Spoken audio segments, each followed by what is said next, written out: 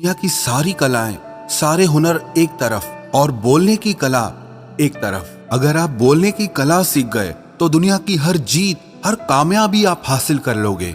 आप चाहे किसी भी फील्ड में क्यों ना हो, चाहे वो बिजनेस हो, जॉब हो या किसी रिलेशनशिप में हो, आपकी कम्युनिकेशन स्किल जितनी अच्छी होगी, आप लाइफ में उतना ही सक्सेसफुल रहोगे।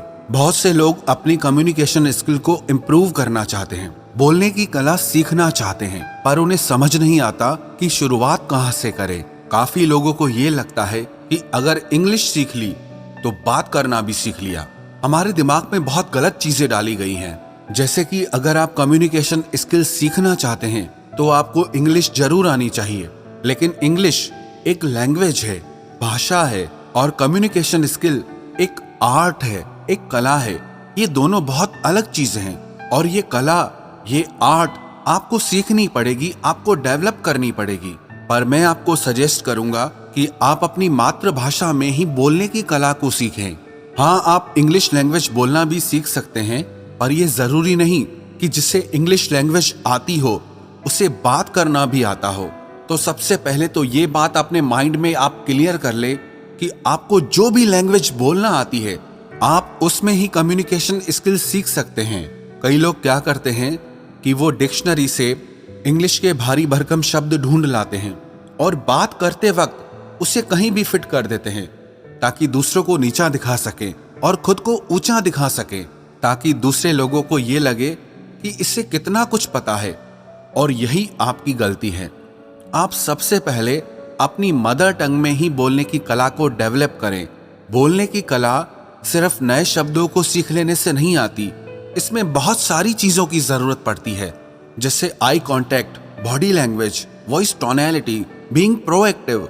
इन सबको मिलाकर आप एक अच्छे वक्ता बनते हैं। इनमें कहीं भी इंग्लिश होना जरूरी नहीं है। और अगर आप साथ ही साथ अपनी इंग्लिश भी इम्प्रूव करना चाहते हैं तो आप इंग्लिश में पढ़ना शुरू करें। एक डायरी बनाएं, उसमें आप इंग्लिश में लिखना शुरू करें। अगर आप कुछ सुनते हैं या देखते हैं तो आप सुनकर, देखकर भी अपनी कम्युनिकेशन स्किल को इम्प्रूव कर सकते हैं। आप अपने ब्रेन को इस तरह से ट्रेंड करें कि वो हर तरह से सीख सके। आप हर चीज का इस्तेमाल अपनी ग्रोथ के लिए, अपने इम्प्रूवमेंट के लिए कर सकते हैं। कम्युनिकेशन एक कला है। जैसे आप अपनी मसल्स को डेवलप करके स्ट्रांग बनाते हैं, वैसे ही आपको हर दिन सीख सीख कर अपनी इस कला को निखारना पड़ेगा। एक फेमस कोट है, communication works for those who work at it. अगर आप अपनी बोलने की कला पर काम करेंगे, उस पर मेहनत करेंगे, तो वो कला आपके लिए काम करेगी। अगर आप अपने बोलने की कला पर मेहनत करेंगे, तभी आपके बात करने के तरीके में अंतर आएगा, परिवर्तन आएगा। जिंदगी का एक नियम है, एक कानून है कि आप जिंदगी में जो भी कुछ पाना चाहते हैं, उसके लिए आपको कीमत तो चुकानी ही पड़ेगी। If you want something you must pay the price, nothing is free. अगर आप जिंदगी में कुछ खरीदना चाहते हैं और जितनी अच्छी उसकी क्वालिटी खरीदना चाहते हैं, तो आपको उसकी उतनी ज्यादा कीमत भी चुकानी पड़ेगी। पर जिंदगी के इम्प्रूवमेंट में पैसों से काम नहीं बनेगा। कुछ लोगों को लगता है कि मैं पैसे से सब कुछ अचीव कर लूंगा। It's not gonna happen. अगर आप एक सुंदर, स्वस्थ और फिट शरीर बनाना चाहते हैं तो आपको खुद उसके लिए वर्कआउट करना होगा। आपको खुद उसके लिए डाइट कंट्रोल करना पड़ेगा, मेहनत करनी पड़ेगी।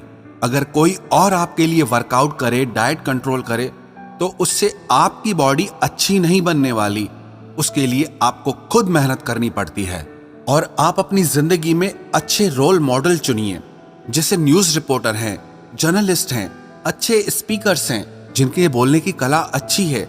आप उन्हें सुनिए, उन्हें ध्यान से देखें कि कैसे वो अपनी बातों से, अपने शब्दों से सब लोगों को प्रभावित कर देते हैं। आप उस कला को सीखें कि कैसे कोई एक व्यक्ति हजारों लोगों को प्रभावित कर देता है, और मैं उस चीज को कैसे कर सकता हूं। कहते हैं कि शब्द हमारे बोलने की कला का सिर्फ 7% हिस्सा होते हैं। बॉडी लैंग्वेज बहुत इंपॉर्टेंट है।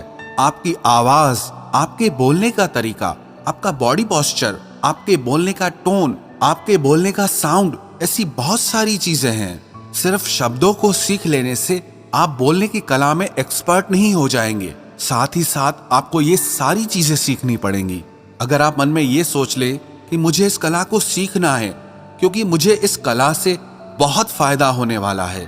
अब उदाहरण के तौर पर आपके पास 100 आइडियाज हैं किसी काम के लिए, लेकिन अगर आप उन्हें लोगों के सामने अच्छे से प्रेजेंट करना नहीं जानते, अपनी बातों को रखना नहीं जानते, तो उन आइडियाज का कोई मतलब नहीं। और कोई दूसरा इंसान आएगा, उसे अपने आइडियाज को अच्छे से रखना आता है, अच्छे से एक्सप्रेस करना आता है, तो उसके आइडियाज सुने भी जाएंगे, माने भी जाएंगे और अप्रिशिएट भी किए जाएंगे और वो आगे निकल जाएगा। फिर आप बोलोगे इसका गुड लक अच्छा था, लेकिन बात इतनी सी है कि वो कम्युनिकेशन स्किल में अच्छा है और आप उसमें वीक हैं, इसीलिए वो आगे निकल गया।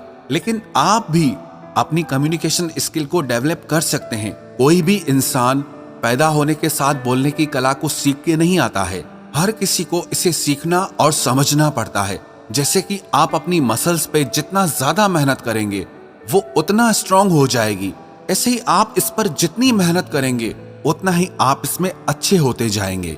आपको जहां बात करने में डर लगता है, आप वहां जरूर बात करें। पब्लिक स्पीकिंग से, माइक पे बोलने से बहुत लोग डरते हैं।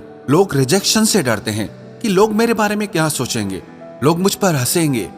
लेकिन याद रखना, जब तक आप अपने आप को अपने कंफर्ट जोन से बाहर नहीं लाएंगे, खुद को ऐसे अनकंफर्टेबल जोन में नहीं डालेंगे, तब तक आप कुछ नहीं सीख पाएंगे।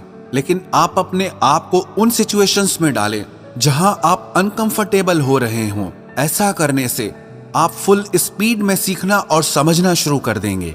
और अगर आप अपने कंफर्ट जोन में ही पड़े रहेंगे तो आपको वही मिलेगा जो आपको आज तक मिलता आया है। आप जहां हैं, जैसे हैं, वैसे ही रहेंगे, वही करते रहेंगे जो आप हमेशा से करते आ रहे हैं, तो आपको कुछ नहीं मिलने वाला, आप कुछ नहीं सीख पाएंगे।